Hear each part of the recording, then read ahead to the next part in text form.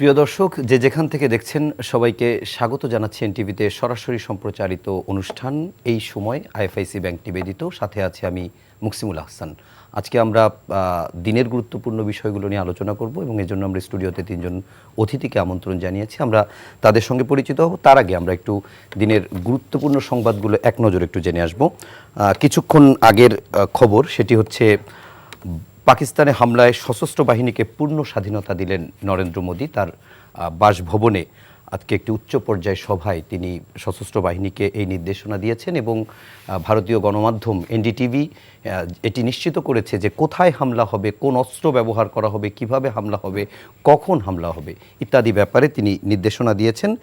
যদিও এ পরিস্থিতিতে উচ্চ সতর্কতায় রয়েছে পাকিস্তান এবং দেশটির প্রতিরক্ষামন্ত্রী তিনি জানিয়েছেন জল, স্থল কিংবা আকাশপথ যে কোনো হামলার উপযুক্ত জবাব দিতে প্রস্তুত পাকিস্তান। এর মধ্য দিয়ে বলা যায় যে যুদ্ধের এক ধরনের দামামা বাজার শুরু হয়ে গেছে। যে কোনো সময় হয়তো সে যুদ্ধ লাগতে পারে, যদিও আমরা প্রত্যাশার যুদ্ধ না, শান্তি। এরপরে আরও কয়েকটি গুরুত্বপূর্ণ সংবাদ রয়েছে। প্রধান উপদেষ্টা তিনি আজকে পুলিশ সপ্তাহ উদ্বোধনের সময় বেশ কিছু কথা বলেছেন। তার ভিতরে উল্লেখযোগ্য দুটি লাইন: আগামী জাতীয় নির্বাচনে ভোটাররা যেন নির্বিঘ্নে তাদের ভোটাধিকার প্রয়োগ করতে পারে সেদিকে খেয়াল রাখতে নিরপেক্ষভাবে কাজ করার জন্য পুলিশের প্রতি আহ্বান জানিয়েছেন। এবং একই সঙ্গে তিনি বলেছেন পরাজিত শক্তি যেন কোনোভাবেই দেশকে আর অস্থিতিশীল করতে না পারে, সেজন্যও তিনি পুলিশ বাহিনীকে সতর্ক থাকার তাগিদ দিয়েছেন। মির্জা ফখরুল ইসলাম আলমগীর তিনি ঢাকার বাইরে বক্তব্য রেখেছেন ঠাকুরগাঁয়ে। এর বাইরে জামাতের আমির তিনি কথা বলেছেন মৌলভীবাজারে। মির্জা ফখরুল বলেছেন ফ্যাসিস্ট হাসিনা আর কখনোই বাংলাদেশের রাজনীতি করতে পারবে না, অত্যাচারীকে মানুষ কখনো গ্রহণ করে না। জামাতের আমির বলেছেন ধর্ম বর্ণ নির্বিশেষে ন্যায়ভিত্তিক দেশ গঠন করাই তাদের লক্ষ্য, দেশের যোগ্যতা অনুযায়ী মানুষ তাদের মর্যাদা পাবে। এর বাইরে প্রধান নির্বাচন commissioner CEC M Nasir Uddin তিনি আজকে নির্বাচন ভবনে একটি প্রবাসী ভোটিং এর বিষয়ে কথা বলেছেন এবং সেখানে তিনি বলেছেন 15 মের মধ্যে সব রাজনৈতিক দলের সাথে এ বিষয়ে মতামত জানানো হবে এবং একই সঙ্গে তিনি বলেছেন প্রবাসীদের ভোটার সীমিত আকার হলেও এই আসন্ন যে নির্বাচন সেই নির্বাচনে সেটি প্রয়োগ করার কথা ভাবছে এবং খালেদা জিয়াকে দেশে ফেরার ক্ষেত্রে লন্ডন থেকে চিকিৎসা শেষে দেশে ফেরার জন্য বিএনপির আবেদনের প্রেক্ষিতে সরকারের পক্ষ থেকে প্রস্তুতি নেওয়ার কাজ চলছে বলে জানিয়েছেন পররাষ্ট্র উপদেষ্টা তৌহিদ হোসেন। এর বাইরে উল্লেখযোগ্য খবরের ভিতরে প্রধান উপদেষ্টার প্রেস সচিব তিনি আজকে একটি ব্যাপারে তার বক্তব্য দিয়েছেন, জানিয়েছেন সরকারের অবস্থান, যেটি নিয়ে গতকাল পররাষ্ট্র উপদেষ্টা বলেছিল যে রাখাইনে যে মানবিক করিডোর দেওয়ার ব্যাপারে সরকারের একটি সম্মতির কথা জানিয়েছিলেন। আজকে প্রধান উপদেষ্টার প্রেস সচিব বলেছেন সরকারের সাথে এ নিয়ে কোনো আলোচনা হয়নি এবং রাখাইনে মানবিক সহায়তা পাঠানোর বিষয়ে এখনও কোনো সিদ্ধান্ত হয়নি। এছাড়া এলজিডির দুর্নীতির খবর রয়েছে, আরও বেশ কিছু খবর রয়েছে। তার ভিতরে নায়িকা নায়কদের বিরুদ্ধে মামলা, 17 জন চিত্রনায়ক নায়িকা তাদের বিরুদ্ধে মামলা হয়েছে আজকে রাজধানীতে এবং অভিনয় শিল্পী সিদ্দিক তিনিও আজকে মবের শিকার বলি কিংবা এক ধরনের মারধরের শিকার হয়েছেন এবং এরপরে তাকে রমনা থানায় হস্তান্তর করা হয়েছে ইত্যাদি অনেক ঘটনাই আজকে রয়েছে। আর এই সমস্ত বিষয়ে আলোচনার জন্য আমরা স্টুডিওতে তিনজন অতিথিকে আমন্ত্রণ জানিয়েছি। আমরা একটু পরিচিত হব তাদের সঙ্গে। আমার ঠিক বামে রয়েছেন শাহাদাত হোসেন সেলিম, তিনি chairman LDP liberal Democratic party এবং একই সঙ্গে তিনি 12 দলীয় জোটের মুখপাত্র। এরপরে রয়েছেন হেলেন জেরিন খান, সাবেক এমপি এবং শিক্ষা বিষয়ক সহ সম্পাদক বাংলাদেশ জাতীয়তাবাদী দল বিএনপি। এবং আমার ডানে রয়েছেন ডাক্তার তাজনুবা জাবিন, তিনি যুগ্ম আহ্বায়ক এনসিপি, ন্যাশনাল সিটিজেন পার্টি বা জাতীয় নাগরিক পার্টি। আপনাদের তিনজনকেই স্বাগত জানাচ্ছি এনটিভির স্টুডিওতে আজকের আলোচনায়। আমি একটু প্রথমেই শাহাদাত হোসেন সেলিম ভাই আপনার কাছ থেকে একটু বক্তব্যটা শুরু করতে চাই। রাখাইনের যে মানবিক করিডোরের যে বিষয়টি আজকে প্রধান উপদেষ্টার প্রেস সচিব যে বিষয়ে আজকে আমি ভূমিকায় বলছিলাম, তিনি যে তার বক্তব্য দিয়েছেন, এর আগে গতকাল আমরা দেখলাম পররাষ্ট্র উপদেষ্টা তিনি বক্তব্য দিয়েছেন। তো সরকারের পররাষ্ট্র উপদেষ্টা নিশ্চয়ই নীতি নির্ধারকদের সর্বোচ্চ লেভেলে আছেন, মন্ত্রী পদমর্যাদায় মন্ত্রী, আর সরকারের একজন সিনিয়র সচিবের পদমর্যাদায় রয়েছেন প্রেস সচিব।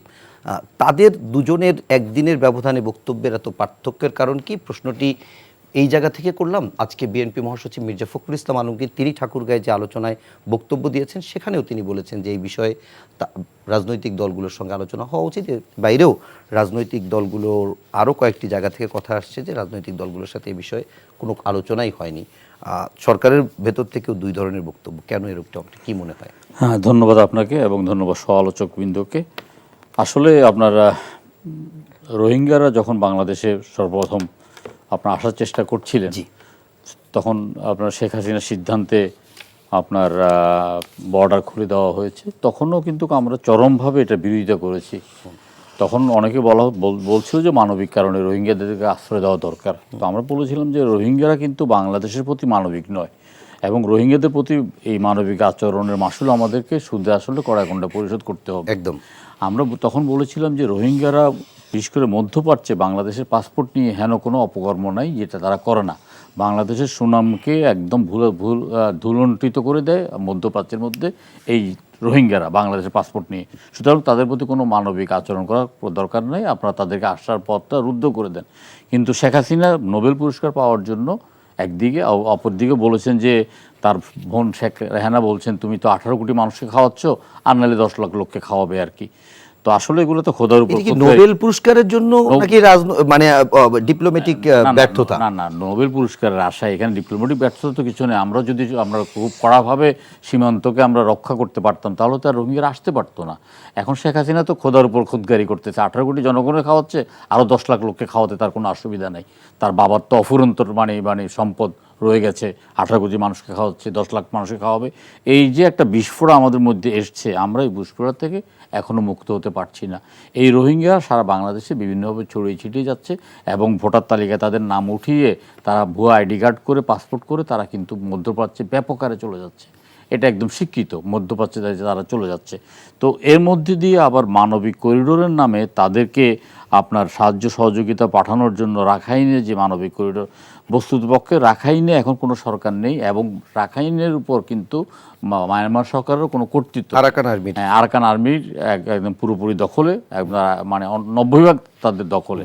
তো সেই ক্ষেত্রে এখানে এই মানবিক করিডোরের এই দায়িত্বটা কে নেবে, কে গ্রহণ করবে, কোন সরকারটা গ্রহণ করবে? এটা কি রাখাইন সরকার গ্রহণ করবে না বার্মা সরকার গ্রহণ করবে? এবং এই ধরনের একটা জাতিসংঘের আহ্বান বা আবেদন, জাতিসংঘের আহ্বানে এই ধরনের একটা স্পর্শকাতর বিষয় নিয়ে সিদ্ধান্ত নেওয়ার আগে সরকারের উচিত ছিল, যেটা অন্তর্বর্তীকালীন সরকার, এটা কোনো রাজনৈতিক সরকার নয়, এটা কোনো জনগণের সরকার নয়, জনগণের সমর্থিত আমাদের একটা সর্বদলীয় সরকার বলতে পারে। এই সরকার সর্বদলীয় রাজনৈতিক নেতৃত্বের সাথে কথা বলার দরকার ছিল। দরকার না করে তারা নীতিগতভাবে সিদ্ধান্ত নিয়েছেন, এবং আপনার পররাষ্ট্র উপদেষ্টা তিনি বলেছেন যে আমাদের সরকারের মধ্যে একটা নীতিগত সিদ্ধান্ত হয়েছে যে মানবিক করিডোরের ব্যাপারে আমরা একমত হয়েছি।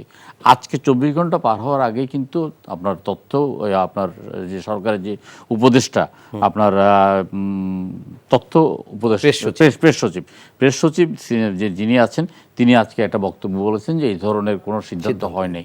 তো এটা কিন্তু সরকারের মধ্যে যে এক ধরনের দোদুল্যমানতা আছে, সরকারের মধ্যে যে আপনার সম্মিলিত কোনো প্রয়াস নাই, এবং এই প্রেস সচিবেরা কয়েকজন যে একদম মানে সুপার ডুপার সরকার হয়ে দাঁড়িয়েছেন, এটা এর মধ্যে প্রমাণিত হচ্ছে আর কি।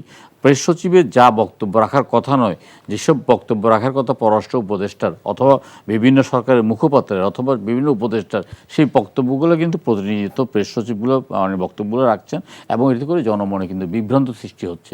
এবং আমার মনে হয় এই বিভ্রান্তিটা সরকারের পক্ষ থেকে দূর করা উচিত, যে এখানে প্রেস সচিব বড় না প্রধান উপদেষ্টা বড় নাকি আপনার পররাষ্ট্র উপদেষ্টা বড়, এটা করা দরকার। মাঝে মাঝে আমাদেরকে মনে হয় যে প্রেস সচিবের কর্মকাণ্ডে যে তিনি প্রধান উপদেষ্টার উপরে এবং প্রধান উপদেষ্টার প্রধান পরামর্শক হিসেবে তিনি কাজ করে যাচ্ছেন, এটা একটা সরকারের জন্য বিব্রতকর, আমাদের জন্য বিব্রতকর। আমরা যারা এই সরকারকে সর্বোত্তকরণ করে সমর্থন করছি, আমাদের জন্য বিব্রতকর, কারণ আমরা চাই না যে সরকারের কোনো আলোচনা সমালোচনা এবং এমনভাবে হোক যাতে করে আপনার মানুষের মধ্যে একটা ভুল মেসেজ যায়।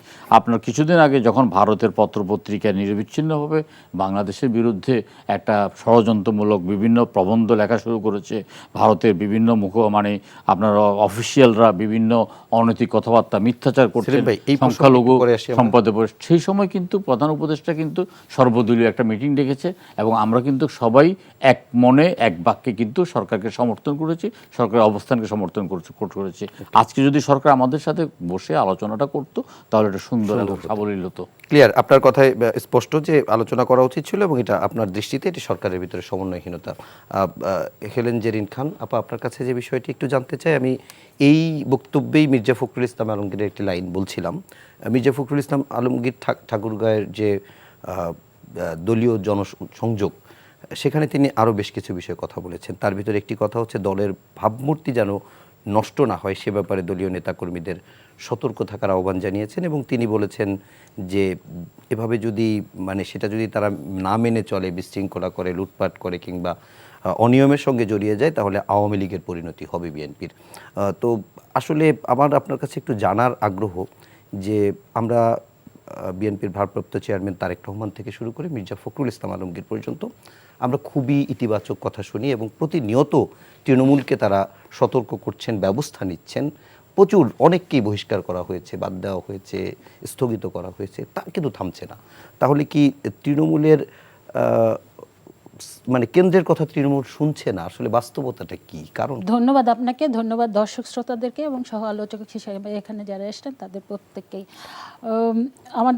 আমাদের সংগ্রামী মহাসচিব যে বক্তব্য দিয়েছেন, এটা বিএনপি এদেশের সর্ববৃহৎ দল এবং বিএনপি এদেশের সবচেয়ে জনপ্রিয় দল, এবং বিএনপি দীর্ঘ 17 বছর একটা ফ্যাসিস্ট সরকারের বিরুদ্ধে আন্দোলন করেছে, সংগ্রাম করেছে, এবং বিএনপির অসংখ্য নেতাকর্মী গুম হয়েছে, খুন হয়েছে। বিএনপির সর্বোচ্চ নেত্রী দেশনেত্রী বেগম খালেদা জিয়া 75-76 বছর বয়সে তিনি জেলে থাকতে হয়েছে। আমাদের অ্যাক্টিং চেয়ারম্যান জনাব তারেক রহমানের মেরুদণ্ড ভেঙে দেওয়া হয়েছে, এবং মৃত্যুর মুখোমুখি তিনি দেশ থেকে চিকিৎসার জন্য তিনি প্যারোলে বিদেশে গিয়েছেন, এবং পরবর্তীতে আমাদের অ্যাক্টিং চেয়ারম্যান জনাব তারেক রহমানকে কিন্তু দেশেও আসতে দেওয়া হয়নি। তার বিরুদ্ধে নানা রকমের ভুয়া মামলা টামলা দেওয়া হয়েছে, এবং আমাদের এই সংগ্রামী মহাসচিবও কিন্তু অসংখ্যবার একদম পরিচ্ছন্ন নেতা হিসাবে দেশে বিদেশে যার সুখ্যাতি রয়েছে, সেই আমাদের সংগ্রামী মহাসচিবকেও কিন্তু অনেকবার জেলে যেতে হয়েছে।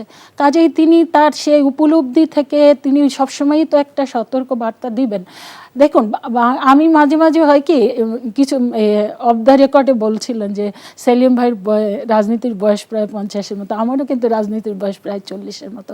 তো আমাদের এই দীর্ঘ অভিজ্ঞতায় সবসময় আমার মনে হতো কি যে বিএনপির দুর্ভাগ্য, বিএনপি একটা ভালো বিরোধী দল পায় না, আমাদের অপোজিট যে সেরকম কখনো পায় না। যে দেখেন, এই বিএনপির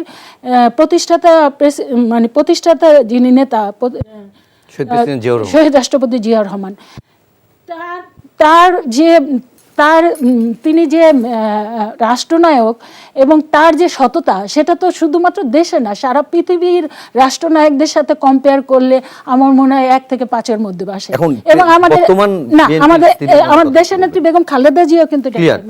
তো এখন এরকম একটা অবস্থায় 17 বছর, আপনি তো জানেন বাংলাদেশের মানুষের মূল্যবোধের কিন্তু মারাত্মক চেঞ্জ হয়েছে। বাংলাদেশের মানুষের নীতি নৈতিকতাও কিন্তু প্রত্যেকটা মানুষের নীতি নৈতিকতায় আঘাত করেছে না এই ফ্যাসিস্টরা। সেই কারণে মানুষ কিন্তু আমরা যেটা দেখি যে খুব দ্রুত মানুষ বড়লোক হয়ে যেতে চায়, তো এইটা কিন্তু সব জায়গায় আক্রান্ত হচ্ছে। তো সেই কারণে বিএনপির পক্ষ থেকে এইটা আমরা বারবার করে করছি যে তোমরা কখনো কিন্তু সেই ফ্যাসিস্টদের যে ঘটনাগুলো করেছে এই জায়গায় তোমরা কখনো হাঁটবা না। এই কারণে বিএনপির একদম সর্বোচ্চ নেতা আমাদের অ্যাক্টিং চেয়ারম্যান এই জায়গায় দেখেন, এই জায়গাটায় কিন্তু আমরা যেটা ফাইন্ড আউট করেছি সেটা হলো যে বিএনপি দলগতভাবে আমরা কিন্তু যখন যেই জায়গায় যেই অভিযোগটি আসছে আমরা কিন্তু আমলে নিচ্ছি। আমলে নেওয়ার পরে এবং আমাদের সর্বোচ্চ অ্যাক্টিং চেয়ারম্যান জনাব তারেক রহমান থেকে আমাদের নীতি নির্ধারক পর্যায়ে আপনারা জানেন ইতিমধ্যে এই 8 মাসে দীর্ঘ 17 বছর এত নির্যাতিত হলো, তারপরে এই সমস্ত নেতাদেরকে কিন্তু আমাদেরকে বহিষ্কার করতে হয়েছে, কোথায় কোথায় পদ স্থগিত করতে হয়েছে। কখনো এটা মনে হয় বাংলাদেশের ইতিহাসে প্রথম যে দলীয় নেতাকর্মীদেরকে বিরুদ্ধে মামলা করে তাদের তাদেরকে আবার পুলিশের কাছে হ্যান্ড ওভার করছে।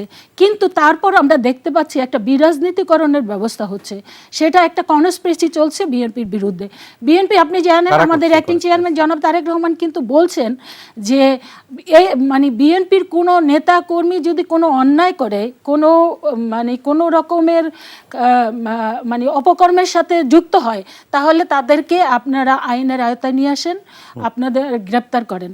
কিন্তু আমরা দেখতে পাচ্ছি সেই কাজটা কিন্তু করা হচ্ছে না। বিএনপির দল হিসাবে তার সর্বোচ্চ টুল কি? সে বহিষ্কার করতে পারে, সে পদ স্থগিত করতে পারে, কখনো কখনো যেটা করেছে যে তার বিরুদ্ধে মামলা করেছে। কিন্তু এটা কার্যকরী করবে কে? কার্যকরী করবে যে সরকার কিংবা এই আইন শৃঙ্খলায় নিয়োজিত যারা, তারা। কিন্তু সেই জায়গায় তারা তো কাজ করছে না। তারা বরং সেই জায়গায় দেখা যাচ্ছে যে বাহবা দিচ্ছে, বিএনপির বিরুদ্ধে অপপ্রচার করছে, বিএনপির চাঁদাবাজি করছে, এই ধরনের কথা বলে বিএনপির জনপ্রিয়তা কিন্তু হ্রাস করানোর চেষ্টা করছে। তা এটা যতই করুক, আমি একজন তৃণমূল পর্যায় থেকে উঠে আসা এবং আমি আজকেও মাদারীপুর থেকে এলাম, আমি এইটুকু বুঝি যে যতই ষড়যন্ত্র করা হোক, এই ধরনের অপপ্রচার করে বিএনপির জনপ্রিয়তা হ্রাস করতে পারবে না। আমি আপনার বক্তব্য বুঝতে পেরেছি, কিন্তু আমার প্রশ্নের উত্তর পাই না। আপনার পরে যখন আসবো আবার আপনার কাছে জানতে চাবো যে সরকার হয়তো, আপনি যেটি বলছিলেন শেষ মিনিটে এসে, যে সরকার অনেক জায়গায় ব্যবস্থা নিতে পারে কিন্তু নিচ্ছে না। হ্যাঁ, তো সরকার আসলে তাহলে কি বিএনপিকে ফেভার করছে না বিএনপির শত্রু? এটা আসলে প্রশ্ন জাগে। তাজনুবা জাবিন, আপনার কাছে যে বিষয়টা আমি হেলেন আপার কাছে প্রশ্ন করেছিলাম, সেটাকে একটু ঘুরায় যদি বলি আপনাকে, যে এই যে তৃণমূলের কথা বলি বা তাদের নেতাকর্মীদের বিরুদ্ধে আপনারাও অভিযোগ করেন যে বিভিন্ন জায়গায় লুটপাট কিংবা দখল কিংবা অন্যায় অনিয়ম ইত্যাদি, খুবই পপুলার কোশ্চেন এবং খুব পরিচিত কোশ্চেন। আপনাদের নেতাদের বিরুদ্ধেও এরকম অভিযোগ পাওয়া যাচ্ছে, এবং একটা ইতিবাচক দিক হয়তো এটা হতে পারে যে দলীয় ফোরামে আবার তাদেরকে নিয়ে খুবই সমালোচনাও করা হয়, এবং একটা হয়তো কথা বলার জায়গাও আছে। কিন্তু আপনার কাছ থেকে একটু জানতে চাই, যারা একটা বড় স্বপ্ন নিয়ে আপনারা রাজনীতিতে এসেছেন, রাজনীতি করতেন না, অন্য সেলিব্রিটি তকমা ছিল, বিভিন্নজন বিভিন্ন জায়গায় ছিলেন, ভালো ছিলেন, কেউ পড়ালেখা করতো, কেউ চাকরিতেও ভালো ছিল, বিভিন্ন জায়গা থেকে এসে আপনারা নতুন একটা রাজনৈতিক বন্দোবস্তের কথা বলছেন, নতুন একটা বাংলাদেশ গড়ার কথা বলছেন। বিএনপির কিংবা জামাতের কিংবা অন্য রাজনৈতিক দলের দুর্নীতিগুলো বা অনিয়মগুলো মানুষের কাছে যতটা খারাপ লাগে, আপনাদেরটা আরও বেশি লাগে। তা আপনারা এটার ব্যাপারে কতটুকু, কারণ আমরা নাম আমি উল্লেখ না করেই বলি, আপনাদের অনেক নেতার বিরুদ্ধে এই ধরনের অভিযোগ আপনাদের ফোরামের ভেতরেও আলোচনা হয়েছে, বাইরেও গণমাধ্যম থেকে শুরু করে সব জায়গায় আমরা দেখি। আপনাদেরকে কি এই জিনিসগুলো ভাবায় কিনা? ধন্যবাদ আপনাকে এবং আমার সহ-আলোচক এবং দর্শক যারা দেখছেন সবাইকে শুভেচ্ছা। বেশ, প্রোগ্রাম শুরু হওয়ার অনেকটা পরে সময় হলো একটু কথা বলার। আপনি বলেন। হ্যাঁ, আচ্ছা, আমাদের আপনার প্রশ্নের উত্তরে যদি আমি অনেকখানি আগাই বলি, যে আমাদের ইতিমধ্যে একটা শৃঙ্খলা কমিটি হয়েছে, যারা গত এক সপ্তাহ আগে কাজ শুরু করেছে, যাদের বিরুদ্ধে বিভিন্ন অনিয়ম, আপনি ওই কমিটিতে আছেন মনে হয়? আমি ওই কমিটিতে আছি।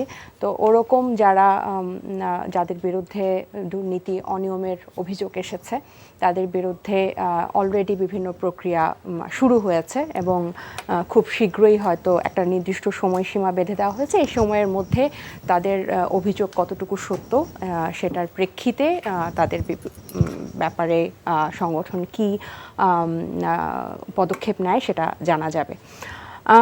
তার আগে আমি যেটা বলতে চাই, আপনি যেটা বললেন যে আমরা বিভিন্নজন বিভিন্ন ফোরাম থেকে এসেছি, একটা জিনিস খুব পরিষ্কার আসলে এই জুলাইয়ের পরে সেটা একদম স্পষ্ট আরও, যে বাংলাদেশের জুলাই পরবর্তী 24-এর পরে যে কেউ যদি রাজনীতি করতে চায়, সেটা নতুন দল হোক পুরাতন দল হোক, they have to be different. তারা আগের রাজনৈতিক, আপনি দেখেন প্রত্যেকটা সমালোচনা কিন্তু তুলনা করে সমালোচনা, যে তারা এটা করতো, আপনারা কেন এটা করছেন। সো এটাতে আমি একদম সরলভাবে স্বীকারোক্তি জানাই যে আমি এনসিপির একজন সদস্য হয়ে আমি এটা স্বীকার করি যে এনসিপি যদি পুরনো রাজনৈতিক ধারায় রাজনীতি করে, তাহলে বাংলাদেশে এনসিপি রাজনীতি করতে পারবে না, এটা একদম পরিষ্কার। We have to be different, we have to be transparent, এবং আমাদের যে এই দায়বদ্ধতা, আমরা যেটা মুখে রাজনীতিবিদরা বলেন, এখানে দুজনেই আছেন মানে সিনিয়র রাজনীতিবিদ, এবং আমার বয়স ওনাদের রাজনীতি করার সময়কালের সমান না, কিন্তু এটা একদম পরিষ্কার যে এই যে একটা সংস্কৃতি বাংলাদেশের এই অনিয়ম, দুর্নীতির, ক্ষমতা কেন্দ্রিক, এবং আমরা সবাই বলি যে আমরা রাজনীতি করি জনগণের সেবা করার জন্য, কিন্তু আমরা যোজন যোজন মাইল দূরে হচ্ছি সেই জনগণ থেকে। জনগণ একদম একা, আর আমরা হচ্ছি, বা আমরা বলতে রাজনৈতিক দলগুলো হচ্ছে ক্ষমতা কেন্দ্রিক সব সমীকরণ মেলাতে ব্যস্ত থাকে। সো এই পথে যদি আমরা হাঁটি, আজকে বিকালেও সন্ধ্যায়ও আমরা এরকম একজন এক্সপার্টের সাথে, সিনিয়রের সাথে বলছিলাম, উনিও বলছিল যে তোমরা যদি এই পথে হাঁটো, এখানে জনগণ কখনোই তোমাদের সাথে থাকবে না, এবং যেটা আরো স্পষ্ট গত 8 মাসে এখানে এটাতে কোনো দ্বিমত নাই। কিন্তু এটা যে আমরা বুঝছি না, এটা আমরা রাজনীতি করি নাই, হয়তো আমাদের অভিজ্ঞতা নাই, কিন্তু এটা যে আমরা বুঝছি না এবং এটার যে সমাধান আমাদের কাছে নাই, যে আত্মশুদ্ধি হওয়ার পথ, যে বলে না যে বদিউল আলম মজুমদার স্যার একটা কথা বলেন যে ভুল ট্রেনে উঠে গেলে তুমি যত তাড়াতাড়ি নামবা তত তাড়াতাড়ি তুমি ভুল গন্তব্যে না গিয়ে you can ride on the right train.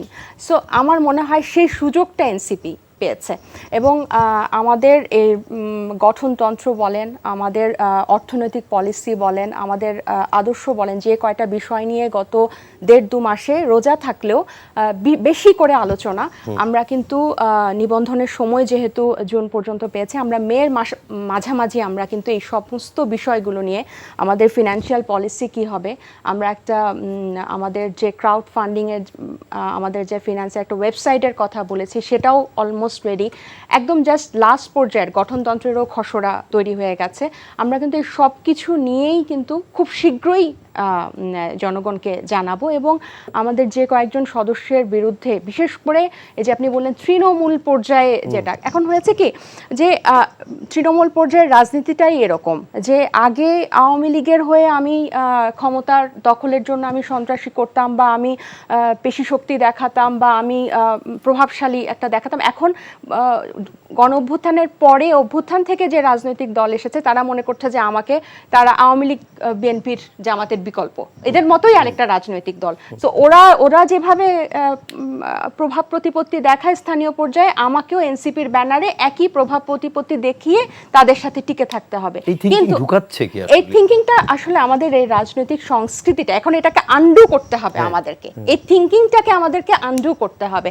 এবং এটার জন্য যে আপনারা আলোচনা করছিলেন যথেষ্ট সময়, এটা সময়ের থেকেও বড় কথা হচ্ছে তাদের কাছে কি সঠিক বার্তা নিয়ে আমরা পৌঁছাতে পারছি। আমাদের কিন্তু চ্যালেঞ্জ দুটো, একটা হচ্ছে আমাদের এই পুরনো রাজনৈতিক অপসংস্কৃতিকে টেক্কা দিয়ে আমাদেরকে একটা নতুন সংস্কৃতি স্টাবলিশ করতে হচ্ছে, এবং ওটার সাথে আমাদেরকে আবার কম্পিটও করতে হচ্ছে। সো এটা এই কারণে কিন্তু আমার কাছে মনে হয় আমাদের সবসময় হয় কি যে সবাই বলে যে শাস্তি নিবে, পদক্ষেপ নিবে, অনেক কিছু হয়, বহিষ্কার করবে, কিন্তু এটা প্রপার বাস্তবায়নটা যদি দেখাতে পারে এবং কয়েকটা উদাহরণ যদি স্টাবলিশ করতে পারে, তখন কিন্তু এটা বন্ধ হয়ে যাবে। যেমন আপনি ধরেন ট্রাফিক যখন ভঙ্গ করে, আপনি যদি পানিশমেন্ট দিয়ে সেটা যদি স্টাবলিশ করতে পারেন, আপনি দেখবেন যে ওই পথে আর কেউ ট্রাফিক ভঙ্গ করছে না। আপনি দেশের বাইরেগুলো দেখেন, রাত 2টা হলেও ওখানে কেউ না থাকে, কারণ ওদের পানিশমেন্ট, এই চর্চাটা জবাবদিহির, সেটা সব ক্ষেত্রেই যখন আমরা সংগঠন যখন এটাকে তাদের সদস্যদেরকে জবাবদিহির আওতায় আনতে পারবে, এবং বিশেষ করে জনগণের কাছে যে জবাবদিহির যে ব্যাপারটা, সেটা যখন স্টাবলিশ করতে পারবে, এগুলো আমার কাছে মনে হয় যে কালক্রমে আস্তে আস্তে আরও কমে আসবে। এবং আমরা দৃঢ়ভাবে বিশ্বাস করি যে আমাদের 8 মাসে আমাদের হয়তো অনেক কিছু ছিল যেটা পুরনো রাজনীতির ধারার সাথে মিলে গেছে, যেটা জনগণ পছন্দ করেনি, কিন্তু তার মানে এই না যে আমাদের এখনও সেটা থেকে ফিরে নতুন, যে বারবার আমরা একটা নতুন রাজনীতির কথা বলছি, পুরো দেশের মানে ক্ষমতা কাঠামোটাকে একটা গণতান্ত্রিক উত্তরণের পথে, যে গণ অভ্যুত্থানের পথে আমাদের যে যাত্রা, সেই যাত্রায় আমরা যে সঠিক পথে হাঁটতে পারবো না, সেই সময়টা যে চলে গেছে, সেটা কিন্তু না। ওকে, আমরা একটু সেলিম ভাই আপনার কাছে একটা বিষয়, একটু মির্জা ফখরুলের আর একটা লাইন নিয়ে একটু কথা বলতে চাই, যে শেখ হাসিনা, ফ্যাসিস্ট শেখ হাসিনা আর কখনো বাংলাদেশে রাজনীতি করতে পারবে না, অত্যাচারীকে মানুষ কখনো গ্রহণ করবে না। এই বক্তব্যটা থেকে আমরা কি বলতে পারি যে বিএনপি তার একটা অবস্থান জানালো, নাকি মানে ব্যাপারটা আমি একটু পরিষ্কার হওয়ার জন্য, আপনার কাছে কি মনে হয়, যেহেতু দীর্ঘদিনের আপনার রাজনীতির অভিজ্ঞতা, তার মানে কি এটা কি শেখ হাসিনাকেই উদ্দেশ্য করে বলা, না আওয়ামী লীগকে উদ্দেশ্য করে বলা? না, এটা আওয়ামী লীগকে এবং শেখ হাসিনাকে উদ্দেশ্য করে বলা।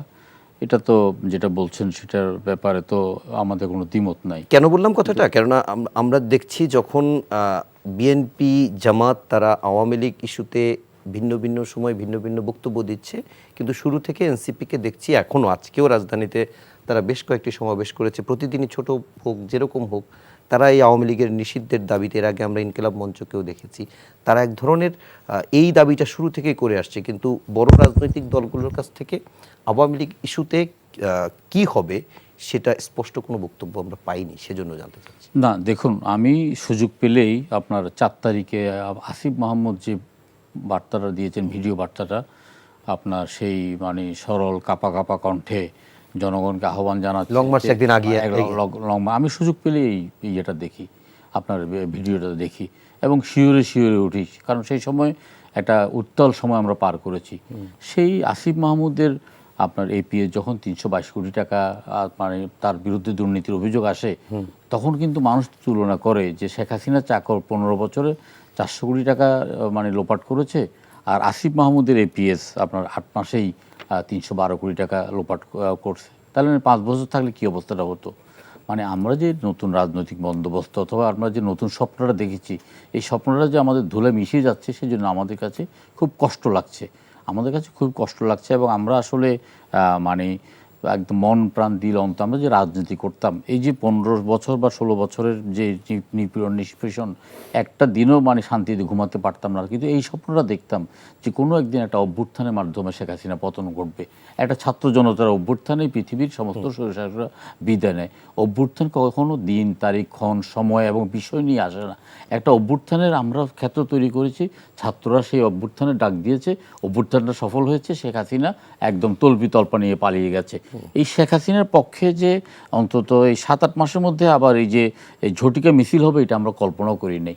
এটা কেন করছে? এটা আমাদের দুর্বলতা, এটা আমাদের ব্যর্থতা, এটা ছাত্রদের ব্যর্থতা, এটা আন্দোলনকারী শক্তিদের বিভেদের সৃষ্টি হচ্ছে, এই বিভেদের ব্যর্থতা। এখানে যে কোনো কারণে হোক এনসিপি আক্রমণটা করছে বিএনপির প্রতি, যতটা না আওয়ামী লীগের প্রতি করছে তার চেয়ে বেশি বিএনপির প্রতি করছে। যেমন ধরেন আপনার এই রাজনৈতিক দলের 33% আপনার মহিলা প্রতিনিধি রাখতে হবে একটা রাজনৈতিক দলে। তো এখন এনসিপির বক্তব্য হলো যে 47 বছরের পুরনো রাজনৈতিক দল করছে 13%, আর এনসিপি 1 মাসের মধ্যেই 11% বা 12% নিয়ে আসছে। অর্থাৎ তুলনাটা তারা বিএনপিকে দিয়ে করছে, বিএনপিকে আক্রমণটা করছে, চাঁদাবাজি দখলদারির ব্যাপারে বিএনপিকেই করছে। ব্যাপারটা এখন এমন দাঁড়িয়েছে, ধরুন আমার জেলা যেটা লক্ষ্মীপুর জেলা পরিষদের যে কম্বল বিতরণের জন্য এনেছে শীতকালে, সমস্ত কম্বল কিন্তু ওই বৈষম্য বিরোধী ছাত্ররা নিয়ে গেছে, অন্য কাউকে আর বিতরণ করতে দেয়নি। এখন ইউনিয়ন পরিষদের যে ত্রাণ অথবা বিভিন্ন আসে, সেখানে কিন্তু বৈষম্য বিরোধী ছাত্র বলেন বা এনসিপি বলেন, তারা একটা অংশ নিচ্ছে, জামাত একটা অংশ নিচ্ছে, চরমোনা একটা অংশ নিচ্ছে, বিএনপি একটা অংশ নিচ্ছে। অর্থাৎ অংশ বা ভাগাভাগিতে বা দখলদারিতে কিন্তু এনসিপিও পিছিয়ে নেই, যেটা আমরা আশা করি নাই। এখন এই কারণেই কিন্তু আওয়ামী লীগ রাজনীতিতে উকিঝুঁকি মারছে। কিন্তু আমরা চাই আওয়ামী লীগ একটা ফেসিস্ট রাজনৈতিক দল। আওয়ামী লীগ গণতন্ত্র এবং ভোট এগুলো কিন্তু পরস্পর বিরোধী। আওয়ামী লীগ কিন্তু জনগণের ভোটে বিশ্বাস করে না, আওয়ামী লীগ কিন্তু জনগণের গণতন্ত্রে বিশ্বাস করে না, আওয়ামী লীগ কিন্তু ক্ষমতা দখলের রাজনীতি বিশ্বাস করে। আওয়ামী লীগ 72 সালে সারা জাতি যুদ্ধ করে দেশটাকে স্বাধীন করেছে, আওয়ামী লীগ এসে দেশটাকে দখল করেছে। এবং 75 সালে যখন তারা জনবিচ্ছিন্ন হয়ে গেছে, তখন সমস্ত দলকে নিষিদ্ধ করে তারা একদলীয় শাসন ব্যবস্থা কায়েম করেছে। নির্বাচনটাকে তারা একেবারে নির্বাচনে পাঠিয়ে দিয়েছে। শেখ হাসিনা এসেও কিন্তু নির্বাচনটাকে নির্বাচনে পাঠিয়ে দিয়েছে। আওয়ামী লীগের বাংলাদেশের মানে রাজনীতি করার বা কোনো রকমেরই অধিকার নাই। আমরা যত কথাই বলি, আমরা যদি বলি যে না এই সিদ্ধান্ত জনগণ নেক, বা পলিটিক্যাল পার্টিগুলো ঝেড়ে কাশে না কেন? এই ইস্যুতে কেন বলে না যে আমরা আওয়ামী লীগের নিষিদ্ধ চাই, এই প্রক্রিয়া বা সেই প্রক্রিয়ায় বিএনপি বা জামাতের কাছ থেকে? এনসিপি যেমন এটা ব্যাপারে আন্দোলন করছে, ছাত্রলীগকে যখন নিষিদ্ধ ঘোষণা করেছে, এইভাবে না কোন রাজনৈতিক দল কি ছাত্রলীগের পক্ষে মাঠে নেমে না, কিন্তু ছাত্রলীগ যেভাবে নিষিদ্ধ করেছে, আমার এনসিপি নেতাদের সাথে যেভাবে কথা হয়েছে, তারাও এভাবে চায় নাই। তারা চেয়েছিল একটা আইনি প্রক্রিয়ার মধ্য দিয়ে করুক, কিন্তু সরকার হঠাৎ করে একটা নির্বাহী আদেশ দিয়ে বন্ধ করে দিল। না, এখন যদি সরকার যে মনে করেন প্রথমেই সর্বপ্রথম যেটা মানে করা দরকার, যে একটা গণহত্যাকারী সরকারি রাজনৈতিক দল হিসাবে তাদের নিবন্ধনটা বাতিল করার ব্যাপারে কেন এখনো কোনো পদক্ষেপ নেই? আমি তো আপনাদের 12 দলীয় জোটের কোনো এই তাদের নিবন্ধন বাতিলের জন্য আমরা তাদের নিবন্ধন দেখেন 12 দলীয় জোটের সব কথা আমি আপনার অংশ এটা না, আমাদের বলছি আপনাদের স্ট্যান্ডটা জানা আমাদের স্ট্যান্ড হলো যে আমরা রাজনীতিতে আওয়ামী লীগকে নিষিদ্ধকরণের পক্ষে, আওয়ামী লীগকে একদম নির্বাসনে পাঠানোর পক্ষে, আওয়ামী লীগকে রাজনৈতিক অধিকার একেবারে না দেওয়ার পক্ষে। কারণ আওয়ামী লীগ কোনো রাজনৈতিক দল নয়, এটা একটা সন্ত্রাসী সংগঠন, এদের কোনো রাজনৈতিক বিশ্বাস নাই। তাদের বিশ্বাসটা হলো যে আমরা মানে মক্কা মদিনাতে গেলে যে ফ্লেভারটা পাই, টঙ্গিপাড়াতে গেলে সেই ফ্লেভারটা পাই। আমরা ওই আওয়ামী লীগ হলো যে এখানে শেখ হাসিনাকে হজরত বলতে হবে এবং শেখ মুজিবুর রহমানকে কেন নবী বলা হবে না সেটার জন্য বই লিখলে শেখ হাসিনা খুশি হয়। এইটা হলো যে আওয়ামী লীগ। আওয়ামী লীগের কিন্তু ভিন্ন চিন্তা, ভিন্ন ভাবনা। এর মধ্যে দিয়ে কোনো রাজনৈতিক কোনো কর্মী কিন্তু সুস্থ মাথার কোনো ব্যক্তি এবং কর্মী কিন্তু আওয়ামী লীগের নেই।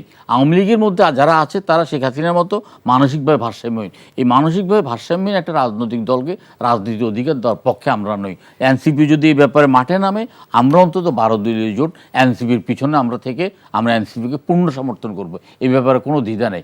মির্জা ফখরুল ইসলাম যেটা বলেছেন, এখন এটা হচ্ছে কি বিএনপি কিন্তু তথ্য সন্ত্রাসের শিকার, বিএনপি তথ্য সন্ত্রাসের শিকার এবং তিলকে তাল করার শিকার।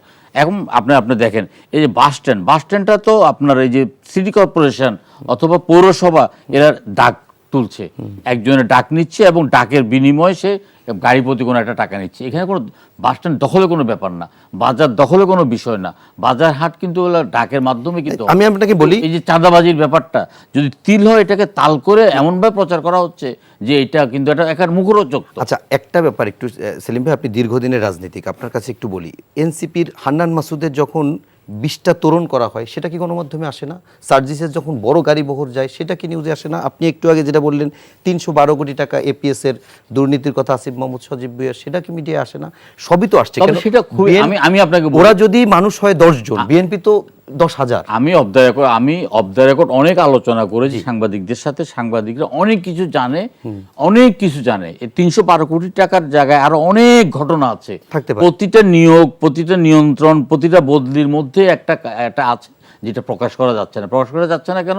এই যে মব সংস্কৃতির একটা অবস্থাটা কখন এসে কোন মানে আপনার টিভি আপনার কার্যালয়কে ঘেরাও করা হয়, কখন কোন পত্রিকা অফিসকে বোমা মারা হয়, গরু জবা করে মানে এটার সামনে উৎসব করা হয়, এই জন্য অনেক কিছু আসে না। কিন্তু তারপর আমরা মনে করি যে নতুন রাজনৈতিক বন্দোবস্ত তো আমরাও চাই, নতুন বাংলাদেশ তো আমরাও চাই, নতুন রাজনীতি তো আমরাও চাই। এই যে ঘুণে ধরা রাজনীতি, এই যে 15 বছর আওয়ামী লীগ শিখিয়ে গেছে রাজনীতি মানেই দখলদার, রাজনীতি মানেই চাঁদাবাজি, রাজনীতি মানেই লুণ্ঠন।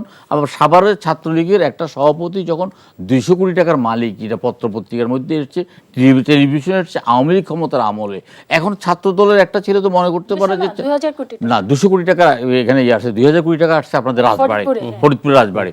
ছাত্রলীগের একটা সভাপতি যদি 200 কোটি টাকার মালিক হয়, আমি 2 লাখ টাকার মালিক হবো না কেন? এখন এই যে আমার দল এখনো ক্ষমতায় আসে না, আমার দল এখনো ক্ষমতা আসে না, কিন্তু আমি আপাতত 2 লাখ টাকার মালিক হই, ক্ষমতায় আসলে আমি। কিন্তু তারেক রহমান এই ব্যাপারে অত্যন্ত দৃঢ় অবস্থায় আছে যে রাজনীতির এই সংস্কৃতিটা অন্তত তারেক রহমান দূর করার জন্য বদ্ধপরিকর। কারণ তিনি অনেক কষ্ট পেয়েই কিন্তু শিখেছেন, কিন্তু অনেক কিছুই কিন্তু উনি বুঝেছেন এবং উপলব্ধি করেছেন। আমরা দৃঢ়ভাবে বিশ্বাস করি তারেক রহমান যে স্বপ্ন দেখছেন এবং দেখাচ্ছেন, সেটা যদি বাস্তবায়ন করার সুযোগ পায়, তাহলে আমরা আসলে নতুন আমরা একটা বাংলাদেশ পাবো। এবং সেক্ষেত্রে আমরা এনসিপির প্রতি একটা আহ্বান জানাবো যে আসেন, আমরা যারা গণ অভ্যুত্থান করেছি, আমরা কাঁধে কাঁধ মিলিয়ে তো সরকারকে হটিয়েছি।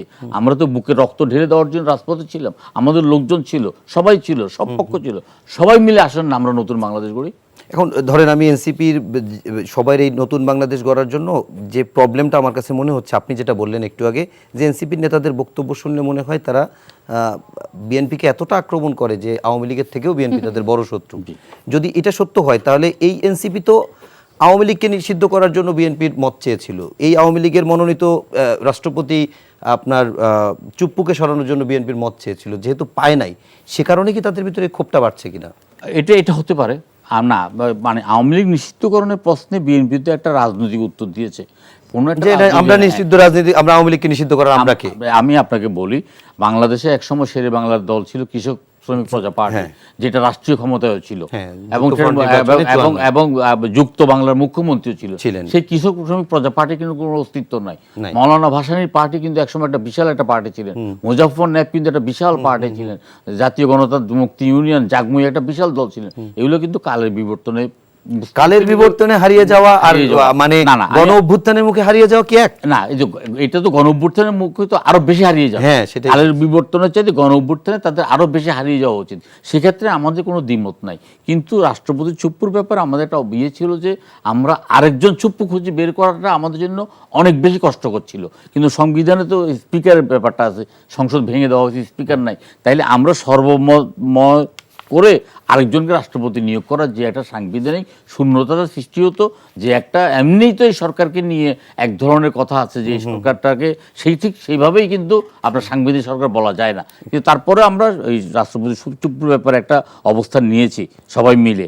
আমরা এই যে এনসিপির সাথে হয়তো সেখানে একটা বিরোধ আছে, কিন্তু বাকি তো দেশ বিনির্মাণের প্রশ্নে, স্বৈরতন্ত্রকে চিরতরে নির্বাসনে পাঠানোর প্রশ্নে, দেশের সুশাসন কায়েমের প্রশ্নে আমরা তো একমত হতে পারি। ওকে, ক্লিয়ার। আমি একটু হেলেন জেরিন খান আপু, আপনার কাছে একটা বিষয় একটু আগেরবারও শুনেছি, কিন্তু সময়ের কারণে তখন ক্লিয়ার হয়তো করতে পারেননি, এখন একটু ওই বিষয়টা ক্লিয়ার করবেন এবং সেই সঙ্গে এইটাও একটু বলবেন। আমরা বিএনপির ভারপ্রাপ্ত চেয়ারম্যান তারেক রহমান ওনার বক্তব্যে শুনেছি যে এক ধরনের মিডিয়া ট্রায়াল হচ্ছে বিএনপির বিরুদ্ধে, এর বাইরে বিভিন্নভাবে একটা অজনপ্রিয় করে দেওয়া কিংবা তার দুর্নীতির অভিযোগগুলোকে, অনিয়মের অভিযোগগুলোকে বড় করে দেখানো ইত্যাদি ভাবে করে বিএনপিকে এক ধরনের বিরাজনীতিকরণ, যেটি আপনি একটু আগে বলছিলেন, সেরকম একটি করার হয়তো চক্রান্ত চলছে, ষড়যন্ত্র চলছে আপনি বলছেন।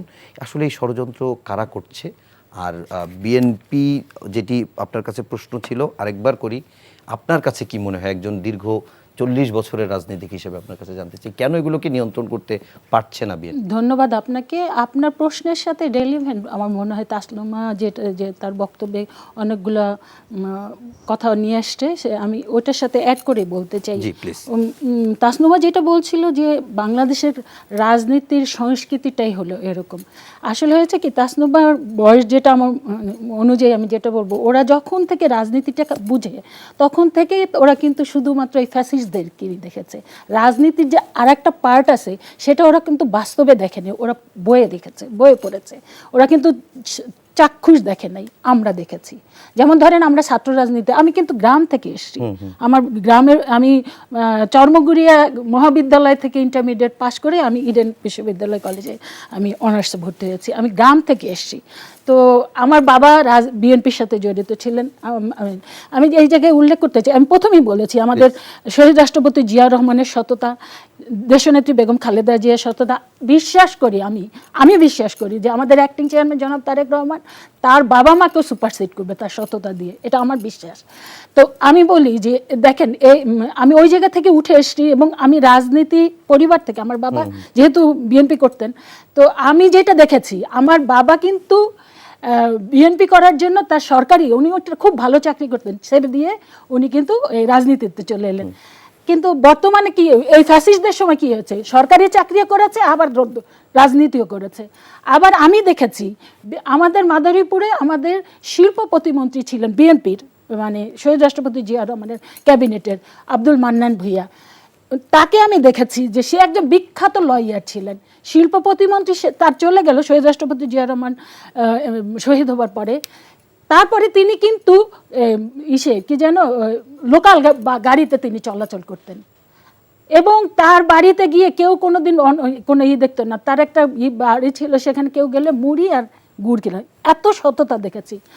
তারপরে এখানে আর একটা বলতে চাই, আমি আমার 40 বছরের রাজনৈতিক জীবনে আমি বলতে চাই এটা আমি ইডেন কলেজের ভিপি ছিলাম, আমি মাদারীপুর থেকে 2008 সালে আমি নির্বাচন করেছি, তারপরে আমি মহিলা দলের দায়িত্বে আছি। এখনকার বাস্তবতা একটু বলেন, সময় যেহেতু কম। কিন্তু এই 40 বছর আমি 40 পয়সাও তো দল থেকে ইনকাম করি নাই, রাজনীতি দিয়ে আমি ইনকাম করি নাই, হয়রাস আমার পরিবার থেকে আমি এই দল করার জন্য অজস্রই করেছি।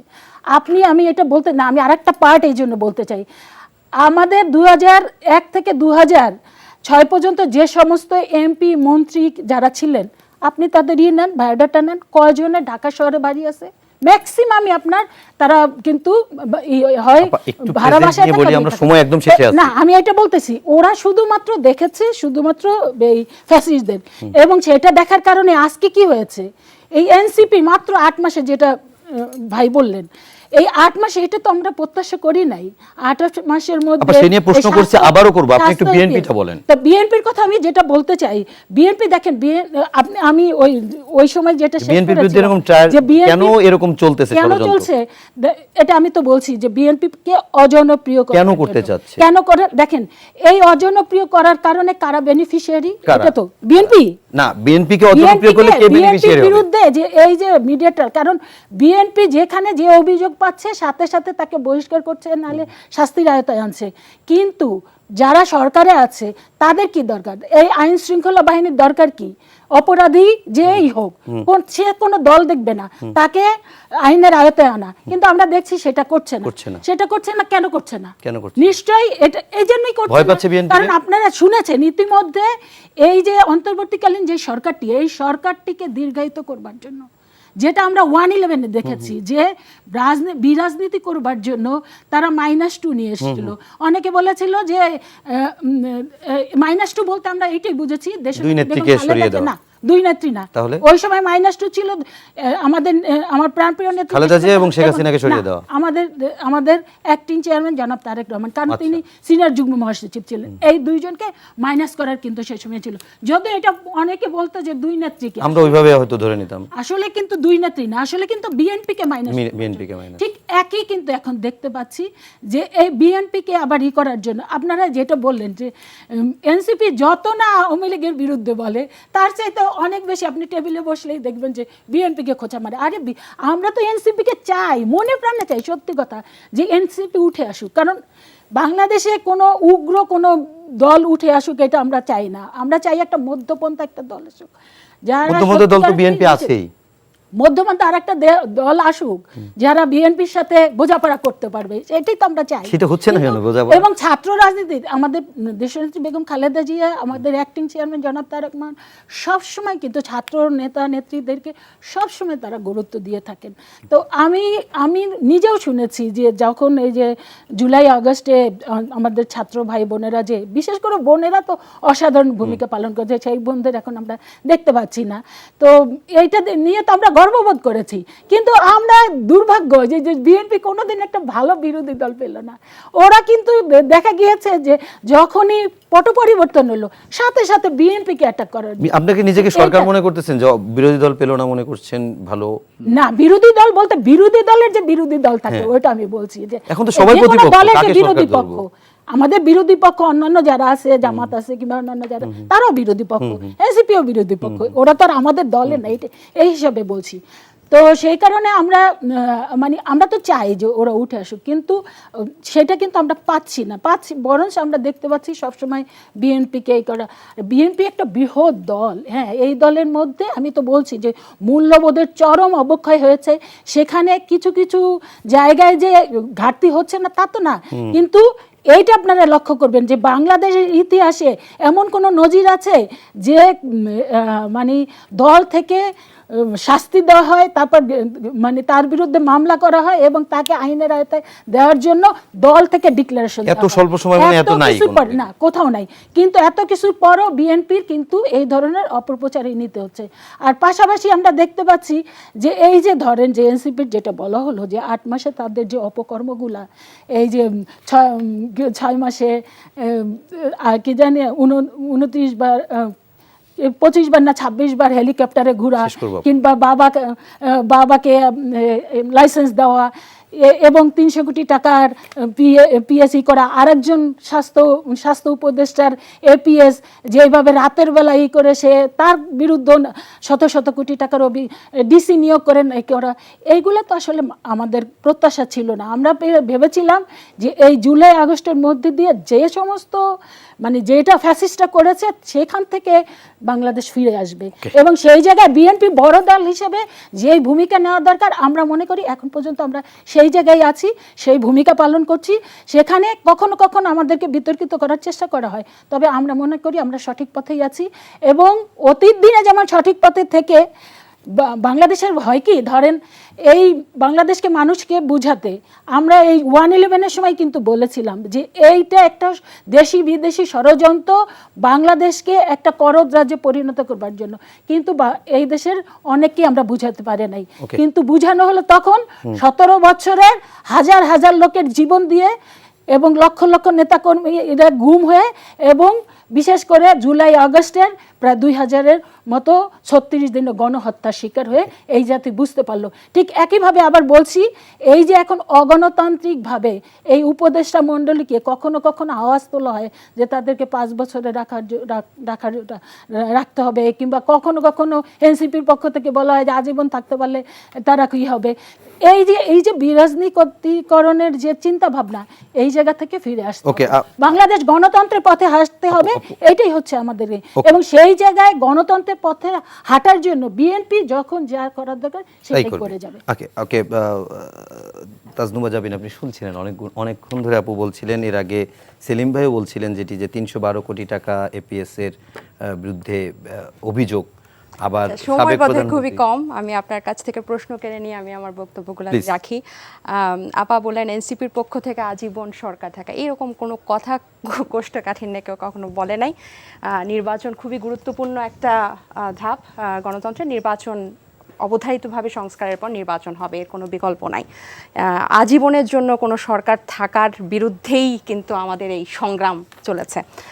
আরেকটা হচ্ছে বিরোধী দল পেল না, বা আওয়ামী লীগের থেকে বেশি বিএনপি। আওয়ামী লীগ এখন ডেমোক্রেটিক ফ্রেমওয়ার্কের বাইরে, ডেমোক্রেটিক ফ্রেমওয়ার্কের মধ্যেই তো আওয়ামী লীগ নাই। আওয়ামী লীগের এখন একটা গণহত্যাকারী দল, তারা তো কোনো রাজনৈতিক দল না, তারা একটা সন্ত্রাসী দল, এটা প্রুভেন। এবং এটা ইন্টারন্যাশনালি জাতিসংঘ এটা প্রুফ করেছে, মানে তাদের প্রতিবেদনে বলেছে তাদের রাজনৈতিক নিবন্ধন, তারা যাতে বাংলাদেশের মাটিতে আওয়ামী লীগ নামে রাজনীতি করতে না পারে, এবং নির্বাচন তো দূরের কথা, তাদের দলের নিবন্ধন স্থগিত বাতিলের জন্যই আমাদের সংগ্রাম। তাদেরকে রাজনীতির টেবিলে বসে তাদেরকে নিয়ে কথা বলার তো কোনো, ডেমোক্রেটিক ফ্রেমওয়ার্কের মধ্যে আছে বিএনপি।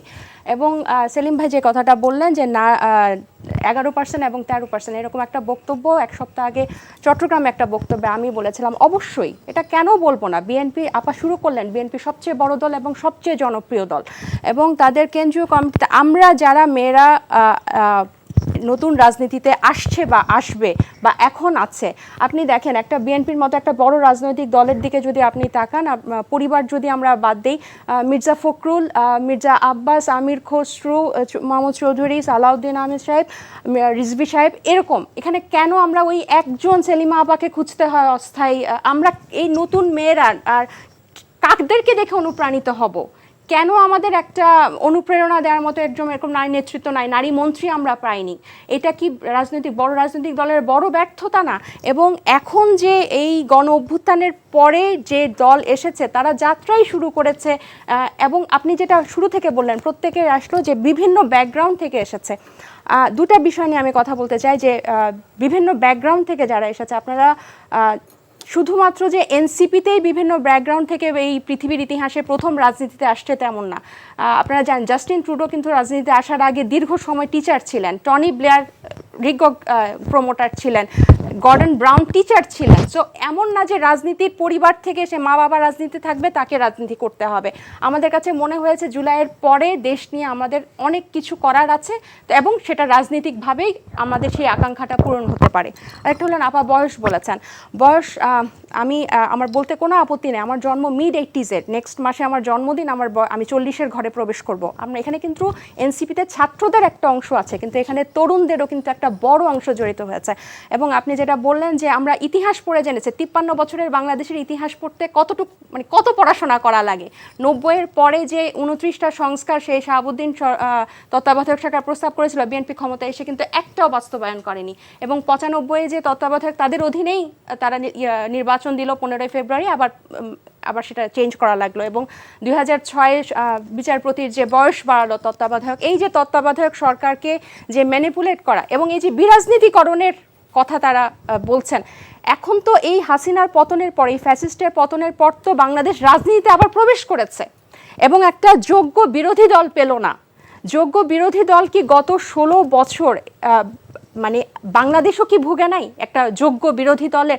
যদি একটা যোগ্য বিরোধী দল থাকতো যদি আমরা পেতাম এই বাংলাদেশ, তাহলে তো ঘরের মাদের, বোনদের এই যে কোলের বাচ্চা নিয়ে রাজপথে নেমে আসতে হতো না, আপামর জনতা নিয়ে আসতো না। কোন জুলাই অভ্যুত্থান কোনো রাজনৈতিক দলের কারণে হয়নি, রাজনৈতিক দল জনগণের সাথে, ছাত্র জনতার সাথে একাত্মতা প্রকাশ করেছে, প্রত্যেকের বক্তব্যে সেটা কিন্তু উঠে এসেছে। তাহলে আর ভাই যেটা, সেলিম ভাই যেটা বললেন যে সাংবাদিকরা কেন প্রশ্ন করতে পারেন না, আমরা আজকেই দেখেছি যে সংস্কৃতি উপদেষ্টাকে গণহত্যার পক্ষে 3 জন সাংবাদিক প্রশ্ন করেছেন এবং সরাসরি প্রশ্ন করেছেন, কোনো ইনিয়ে বিনিয়ে না।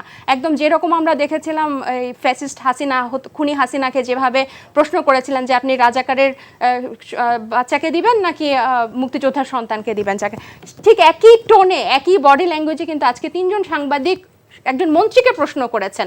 তাহলে এখানে তো আমি দেখি না যে সাংবাদিকদের যদি কোনো অপকর্ম থাকে, কোনো অন্যায়, তাহলে 3 জনকেই কেন চাকরিচ্যুত হলেন? এটা কিন্তু তারা নিজেরাই বলেছে। আমি আজকে এই আপনাদের প্রোগ্রামে আসতেই দেখছিলাম, তথ্য উপদেষ্টা বলেছে এই 3টা হাউজের সাথে তাদের কোনো কথাই হয় নাই। কেন কথা বলছে না এখন? কেন বলছে না যে আমরা কাউকে গ্রেফতার করি নাই, আমরা কাউকে নিষিদ্ধ করি নাই? পরিষ্কারভাবে বলেছে, আপনি এটা নিউজটা চেক করেন, তারা কোনো ধরনের কাউকে বলেও নাই, কিছু করে না। এবং সংস্কৃতি মন্ত্রণালয় থেকে সংস্কৃতি উপদেষ্টা ফারুকী সাহেব নিজে বলেছেন যে বিভিন্ন চ্যানেলের এডিটোরিয়াল পলিসি থাকে, এই পলিসি অনুযায়ী হয়তো তাদের চাকরিচ্যুত করা হয়েছে। যদি তাদের এই প্রশ্ন করার জন্য চাকরিচ্যুত মন্ত্রণালয় থেকে করা হয়ে থাকে, সেটার জন্য আমি নিজেও এটা কেন তাদেরকে মনে থাকে, কিন্তু তার প্রশ্ন করার আগেই কিন্তু তারা দুটো পক্ষ থেকে, তথ্য মন্ত্রণালয় এবং সংস্কৃতি মন্ত্রণালয় দুজনই কিন্তু, আমি এখানে আসতে সেই নিউজটা পড়ছিলাম যে তারা বলেছে যে তাদের সাথে কোনো ধরনের কথাও হয় না এবং এই চাকরিচ্যুতের সাথে কিন্তু তাদের কোনো যোগাযোগই নাই। আমার মনে হয় আমরা শেষ করি, আমার মনে হয় এখানে কথা বলা উচিত। কেন কথা বলা উচিত? তারা যদি কোনো কথা না বলে, অন্তত ওই টেলিভিশনের মালিককে জিজ্ঞেস করা উচিত যে আপনি কেন বন্ধ রাখছেন, ইমেজ তো নষ্ট হচ্ছে সরকারের। না, এটা তারা বলেছে যে তাদের কিছু এডিটোরিয়াল পলিসি আছে, যে পলিসিটা ভেঙেছে এবং সেই কারণে হয়েছে। এটা অন্য ইস্যু, এটা নিয়ে প্রশ্ন অবশ্যই করা যেতে পারে, প্রশ্ন করা যাবে না, এখন ওরকম কোনো পরিস্থিতি নাই। জুলাই আমাদেরকে প্রশ্ন করার জন্য ওই বাংলাদেশ এনে দিয়েছে। অনেক অনেক ধন্যবাদ তাজনুবা জাবিন ডাক্তার এবং হেলেন জেরিন খান এবং শাহাদাত হোসেন সেলিম, আপনাদের 3 জনকেই অনেক অনেক ধন্যবাদ জানাচ্ছি। এবং দর্শক আপনাদেরকেও অনেক ধন্যবাদ জানাচ্ছি রাত জেগে কষ্ট করে এতক্ষণ ধরে অনুষ্ঠান শোনার জন্য, দেখার জন্য। শেষ করার আগে শুধু একটা কথা বলবো, আমরা 15.5 বছরে খুন, গুম, নির্যাতন, দুর্নীতি, লুটপাট, ব্যাংক, শেয়ার বাজার ধ্বংস, অনেক অনিয়ম দেখেছি। 5 আগস্টের পরবর্তী বাংলাদেশ, নতুন বাংলাদেশের স্বপ্ন দেখছেন অনেকে, এবং আমরাও মনে করি যে নতুন বাংলাদেশ যেমন রাজনৈতিক সংস্কার হবে, নির্বাচন হবে, সামনের দিকে আমরা এগিয়ে যাব, ঠিক তেমনি যে জিনিসটি এখনও যায়নি, অর্থাৎ লুটপাট বলি, দুর্নীতি বলি, অনিয়ম বলি, দখলদারিত্ব বলি, সেটি যে পক্ষ যেখান থেকেই করুক না কেন, আগের শক্তি ভিন্ন রূপে হোক, নতুন শক্তি হোক, আমরা চাই আরেকটি জাগরণ হোক, যেটি হবে দুর্নীতির বিরুদ্ধে। সেই প্রত্যাশা রেখে আজকের মতো এখানে শেষ করছি। সবাই ভালো থাকবেন, সুস্থ থাকবেন, শুভরাত্রি।